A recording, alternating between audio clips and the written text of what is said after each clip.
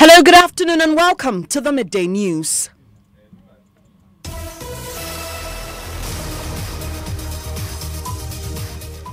This bulletin is coming to you live from our studios here at Kokumlem Lane, Crown. Digital address GA099334 on Joy 99.7 FM. It's also live on Love 99.5 FM in Kumasi, affiliates across the country on ABN Radio in London and around the world at myjoyonline.com.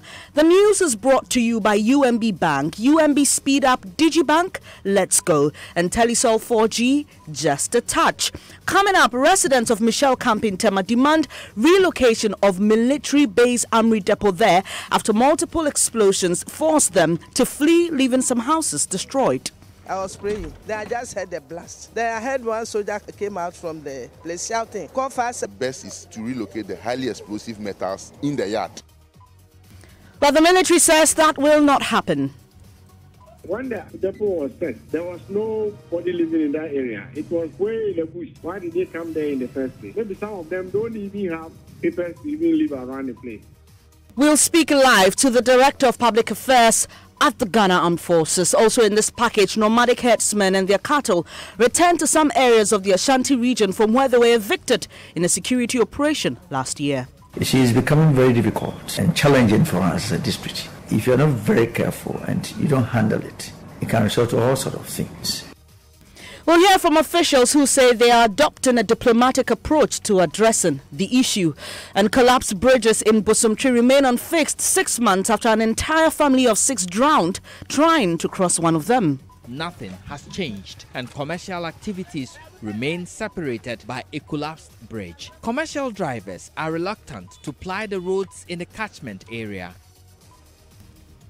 We've got sports coming up later, and head of the normalization committee is confident that the newly constituted ad hoc committees will achieve their set benchmarks in a 4-week period. And later we'll tell you why you shouldn't miss this year's Joy FM Open Mic Night, which promises to showcase raw and hidden talent. Up on the future, screaming hallelujah. Ain't about a Kuda smoking Buddha and Fallujah. It's a night open to creative, and on that night we give you the opportunity to stand in front of our audience and show us your talent. Do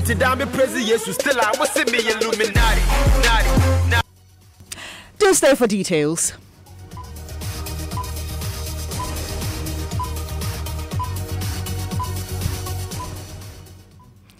I am Bernice Abubeidu Lansa. The details now. Residents of Michelle Camp in Tema are demanding the relocation of the Armory Depot of the 1st Infantry Battalion military base there after multiple explosions at dawn forced them to flee, leaving some houses destroyed. Eyewitnesses say they had multiple explosions around midnight lasting 2 hours. Scores of them say some military men knocked their doors to tell them to run for their lives. No casualties were recorded, but residents say the explosion has destroyed portions of their homes. My colleague Amitha was in the area earlier and will join us shortly in the studio. But first, listen to her as she describes a part of the weapon she saw left behind in the debris. Okay, so this is the head or the tip of the rocket that ran through and penetrated the kiosks at Kakanu Sunanka #1. The structure, one of the structures that was hit during the explosion. It is a very heavy metal, very, very, very heavy, very heavy. The tip is very sharp. I can imagine if this thing hits a human being, what would happen. So this is what has been left around. The main metal, the main weapon has been given to the military a few minutes ago, and this one, another resident apparently found it and kept it in his car, so he just gave it to us. You can have a good look at it. This is how it looks like. It's very, very heavy, very, very heavy, and it's the tip, it's the head of the rocket that hits one of the kiosks, which is just somewhere behind us here. I would have you look at quickly. This is it. This is it. So this is what if you come back, you see it. This is what hits the kiosk. If you come back, you see it. This is what hits the kiosk.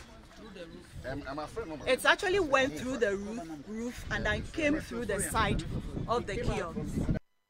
You had Amitha Tiamwali there. She joins me in the studio. Amitha, you returned from the area not long ago. What more did you see? Okay, so I saw at least 2 homes. I saw a room belonging to one tenant I learned at the time had gone to work, and his roof made of slates was broken. You could see the rocket hitting through and then going straight into the trap door. So there was another door behind the trap door. The rocket couldn't go through it, so it got stuck in the trap door. That was where it was, and later the residents quickly took it and hid it. The military actually came around with the hope to retrieve the metal. It took them some time. I don't know why the residents wouldn't want to give it up at the time, but later they surrendered it to them. And then I saw another structure. That was a kiosk. I learned somebody sleeps there. At the time I got there, the person had gone to work. So that one too, I saw the roof broken into, you could see an opening through it, which is an evidence of a penetration of a weapon. And then it went through the side, the wooden side, which is also broken. You could practically see through. And then it goes to land on the ground. But you've been speaking to some of the residents there. What's the general mood? Essentially, everyone is tensed.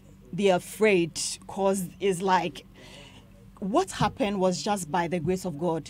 Some thought they could have died because you didn't know what was coming at you. And when they saw the metals, the remains of the objects around, they thought that really, if this could hit structures or buildings and cause this kind of damage, then you can imagine if it were a human being, meaning that they could have died. A lot of people could have been hurt, but fortunately for them, no one was hurt in the process. You spoke to one old lady who said she was very terrified. She's 80 years old. 93 years. She's 93 years.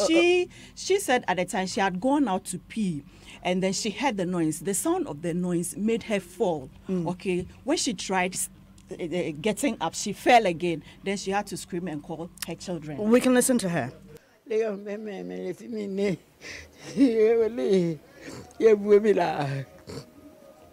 Okay, so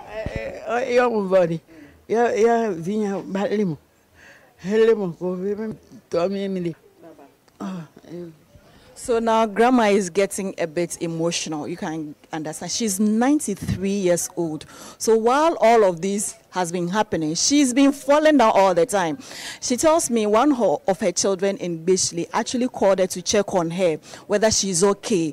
And before they realized another explosion again, they actually heard noise that somebody's house had been hit by a rocket. And that's also prompted another running, and in the course he fell down again. All she could realize was that everybody was pulling her left and right with the hope to take her to safety. That's why she's crying. She says her knees are hurting her because she was dragged. They dragged her on the floor just so nothing will happen to her. But later she managed to speak to her daughter to assure her that she was fine and that she's okay. Nothing actually happened to her. That's the story here. Grandma Janet is 93. She's at Kakasunanka number 1, which is just about 20 meters away from the military base where the explosion happened. Just across the street. They went to cross the road. Her house is about 2 compounds away, and she's sitting here in the morning after the incident trying to just probably live her life again. It's been terrifying for her, as you can see here. Thank you. All right, Amitha, so you've been speaking to other residents. Now they are demanding the relocation of the Armory base. Why? For the assemblyman, for instance, that's the assemblyman for Kakasunanka number 1 and Michelle Calm electoral area, Anthony Nupenu. He felt that it would be better the officials of the camp move the very heavy and dangerous weapons there, just so in case of any incidents like this in the future, you can be sure that nobody will be hurt in the process. He said he's lived there the whole of his life, and he's more than 40 years. And they were there before the camp was established there. So if anything at all, it is the camp and those dangerous metals that have to be moved away just so no one is hurt. 12:30, I was praying. Then I just heard the blast. Then I heard one soldier came out from the place shouting, "Call 5-7." Is there anything you are asking to be done about this situation? You may never know what would happen tomorrow. Well, we've all talked about relocation of highly explosive metals from the armory. Since development has catch up with the armory, you can't talk about relocating the multitudes that have settled here, because it's not only this community. people around the Sebrepo, Saki, Bediakun, and the new Sebrepo, all over. When this armory was put up, there were people settling here, but they were predominantly peasant farmers and cattle rearers. But today, look at the development that have come up. And I believe the best is to relocate the highly explosive metals in the yard to area that we don't have settlement, so that government can take steps to protect the boundary of that armory than to talk about demolishing settlements here. That will not be an ideal situation. So I believe this has affirmed our call for all these years that government needs to do something about this armory. And I believe maybe it's God's intervention for government to hear the cry of the people who have settled here and are living here. You heard that Anthony Nukpenu, he's assemblyman of Kakasunaka number 1 and the Michelle Camp electoral area. Let's get onto the line now and speak to Director of Public Affairs at the Ghana Armed Forces, Colonel Eric Agrikwashi, for some updates on this developing story. Good afternoon, sir. Thanks for your time. Are you able to give us any indication as to what may have caused the explosion? For now, I can't tell you anything until we finish with our... And so the cause of the fire, which led to some explosions, I can't tell you anything for now. All right. Now, you may have heard the concerns of the residents. They say this is not the first time this has happened, and they want the armory depot relocated for their own safety. What's your response to these concerns? I can say that when the depot was set up, there was no any accommodation in that area. Way back in the 60s, the whole area was complete bush. And so anybody there came to meet the depot. And the most important thing is that we ensuring that the safety measures there are up to scratch. That is what is more important, because it doesn't matter where you move to, people will go there. Today you go to Bondasi, that we've been training there for so long, people are setting up settlements close to the training area. So, Colonel, are you saying that you're not considering that option at all? What I want to tell you, it doesn't matter where you relocate to, people will move close to the place. And so, the most important thing is that we're making sure that the safety measures that guide facilities of that nature are up to scratch. It's not located. And in this particular case, are we very sure that all those safety measures were adhered to? Yes, but for the good safety practices, maybe the situation would have been different. And so, after the investigations, we'll see if there were any breaches, and then we need to adapt new measures or improve upon whatever is existing. Then we'll know the next course of action. Finally, before you leave us, Colonel, I'm pretty sure the safety of Ghanaians is one of your prime interests. If you're not going to move that armory depot, are you looking at evicting the people one way or the other? By the time you want to do a cross-check, you will come to find out that most of the people there are not even having permits to live there. But when it comes to situations like that, they will not even talk about they being coaches. But they want the facility to be relocated when he is encroaching. So are you looking to evict them? That is not our duty to do.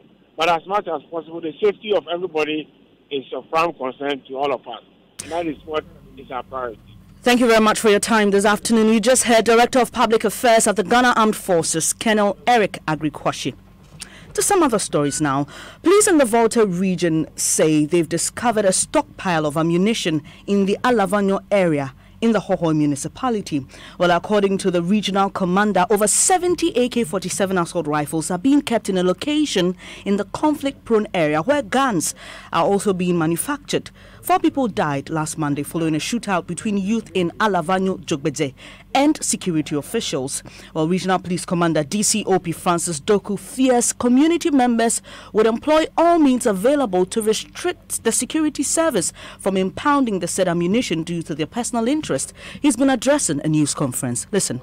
You and I know that when it comes to manufacture of arms, Alavanyo is leading across the country and even West Africa.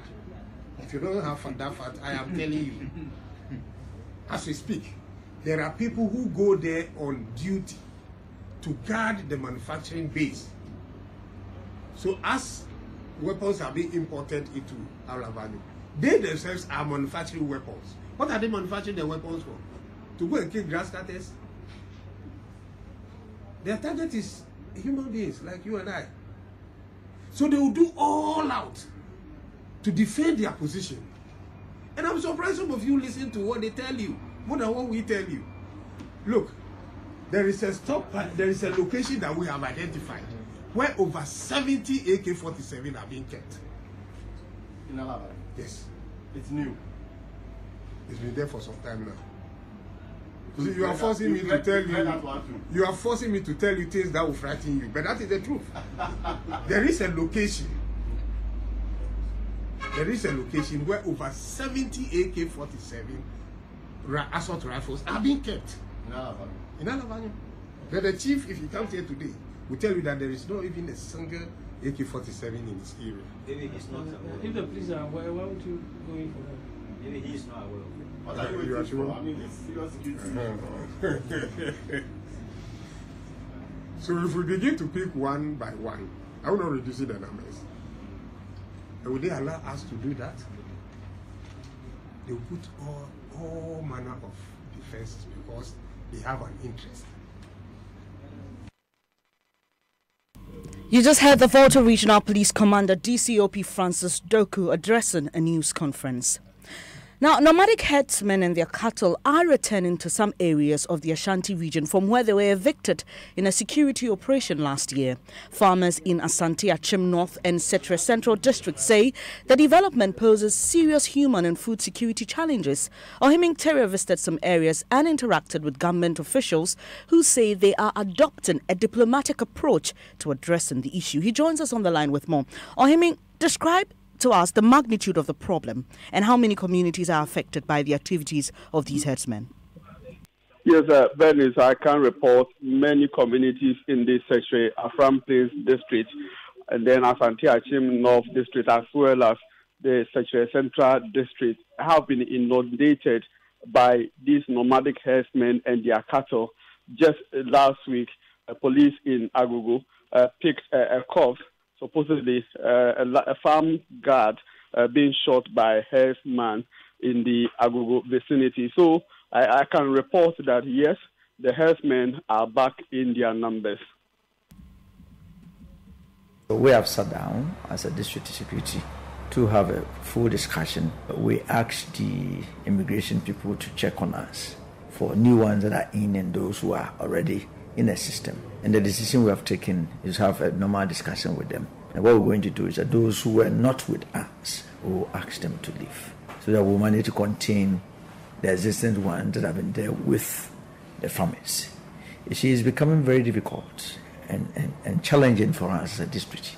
The Forestry Commission have given contract with the Miro Company. They are planting new trees, variety of trees in the forest, and cattle are destroying it. Farmers' crops are being destroyed. If you're not very careful and you don't handle it, it can result to all sorts of things. And we don't want to hear what happened last year, where some 2 people were shot at Chidiako.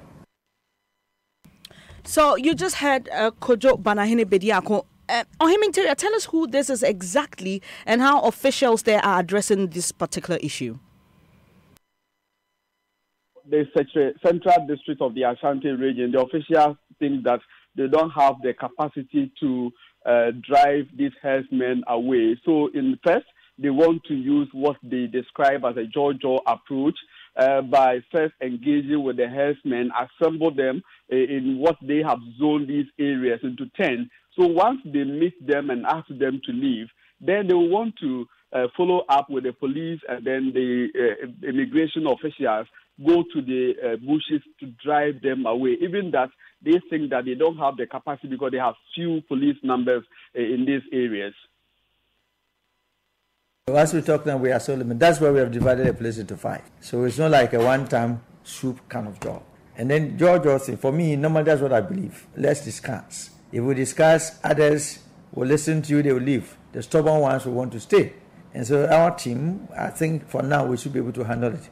We are not going the style where we need to just be shooting animals and taking people away. No, these are people's property. What we're saying is that we don't want you here. We cannot stay with you here. The government has in place a plan of this ranching system.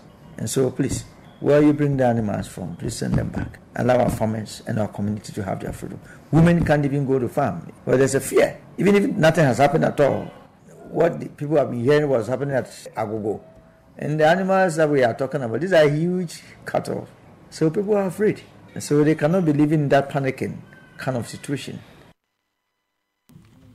You heard there DCU for Setre East, Kojo Banahini Bediako. You're listening to the Midday News on Joy 99.7 FM. Still to come, management of gated community, MF's estate, deny claims a woman killed in the community was followed by her killer from outside to her bedroom. The houseboy who knew what was going on. He obviously knew what. So his stories are just not making up. According to the police as well, they found him trying to bury some stuff when the police got there, like the lady's watch and some amount of money as well.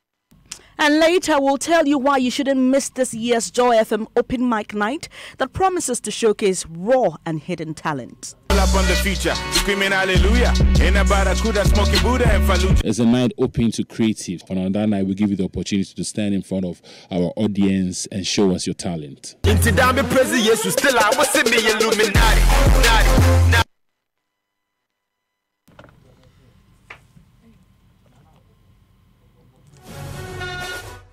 Scratched, used, and now waste, but not for Kofi Achu.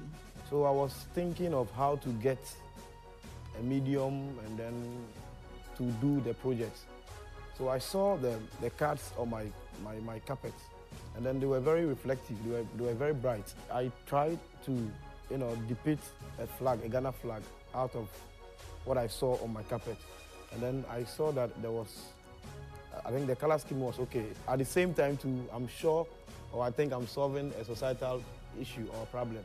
Catch the story of NS Kofi Achu and how he turned to use scratch cards and other waste materials for his portrait art this week on the Joy Business Van.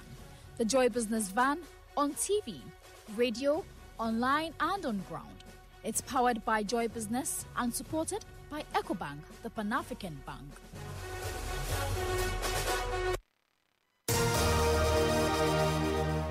Thanks for staying on the Midday News on Joy 99.7 FM with me, Benis Abubeidu Lansa. It's now time for sports. Hello, Ridwan. Hi, Benis. And all the 6 ad hoc committees constituted by the Normalization Committee of the Ghana Football Association have up to 4 weeks to prepare solutions to our football problems.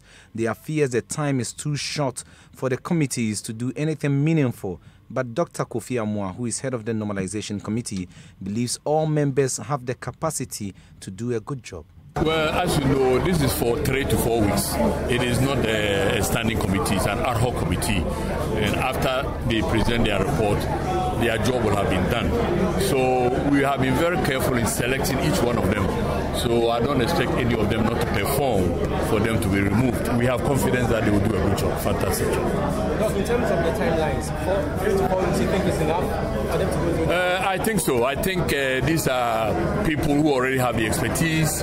As you know, we have tried to share with them the problems we see in Ghana football, and taking from there shouldn't take too long. I think they can perform within 3 to 4 weeks. You heard Dr. Kofi Amwa. He's president or chairman of the Normalization Committee of the Ghana Football Association. That's your sport, Benis. Thank you, Ridwan. There with sports.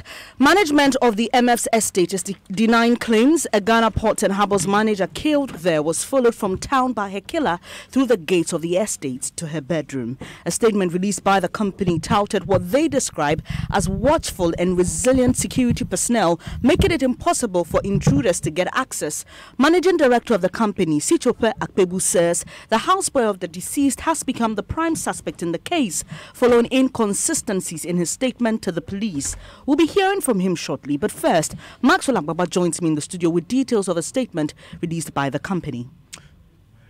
Yes, Benes. It says contrary to speculations that an assassin or group of assassins might have followed the deceased home through the gates to commit the dastardly act, they wish to state clearly that it was not so.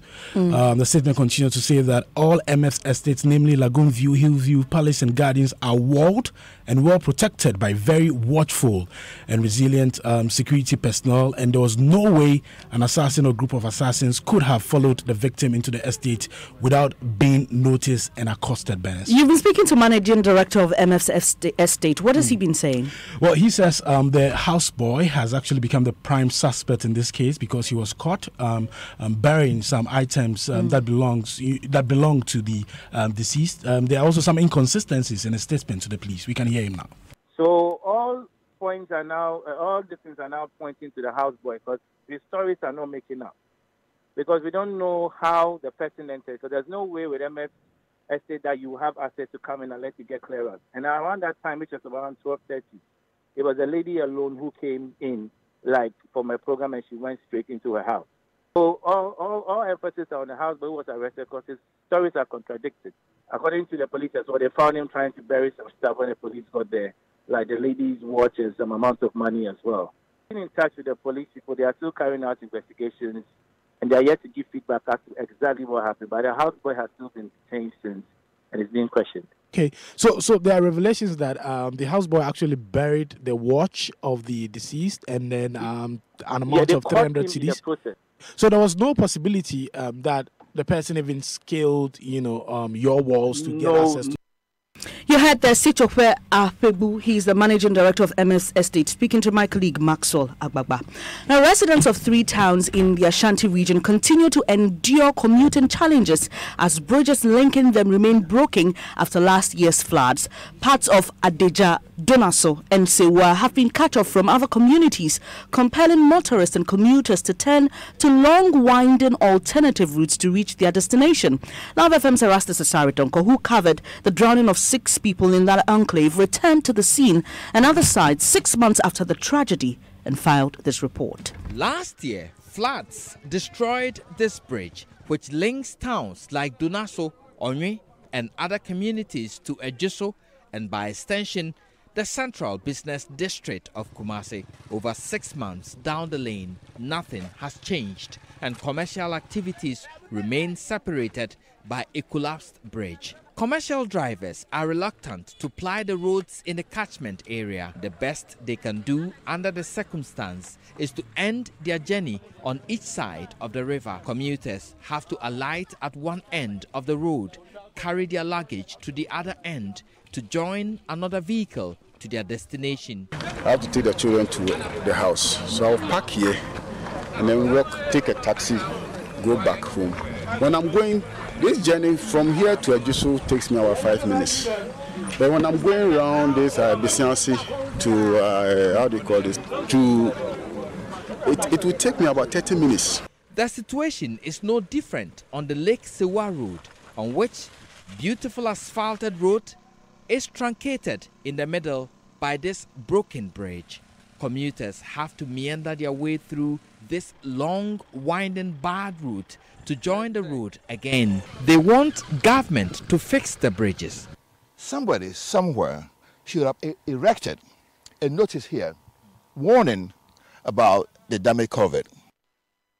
Erastus Asari-Donko's report there. Now, for many of you out there who usually stand in front of a mirror or in your bathroom to perform to yourself simply because you're often too shy to show off the amazing talent you have, you may just want to listen to this. You'd certainly not want to miss this year's open mic event, which gives everyone, including you, the opportunity to showcase your talent.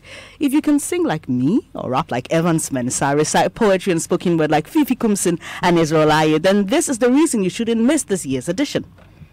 I pull up on the feature, screaming hallelujah. In a barracuda, smoking Buddha and Fallujah. This maiden edition in 2017 was described by many as a night of awesome talent on parade. There were amateurs, professionals, and raw talent. And this year's edition promises to be even bigger and better, with raps, Cross my T's and dots my eyes. Stress way, they my chest I ostracized. Show. $500,000. For me, never. I fade them at double up next time. poetry, from Lighthouse to Ashford.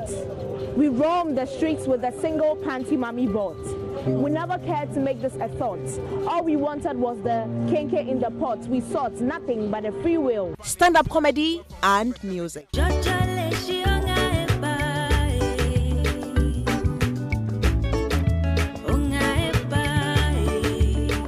If you're good in poetry, if you're good in making your own lyrics, singing, rapping, if you can make people laugh, anything that's got to do with the mic, we're doing it.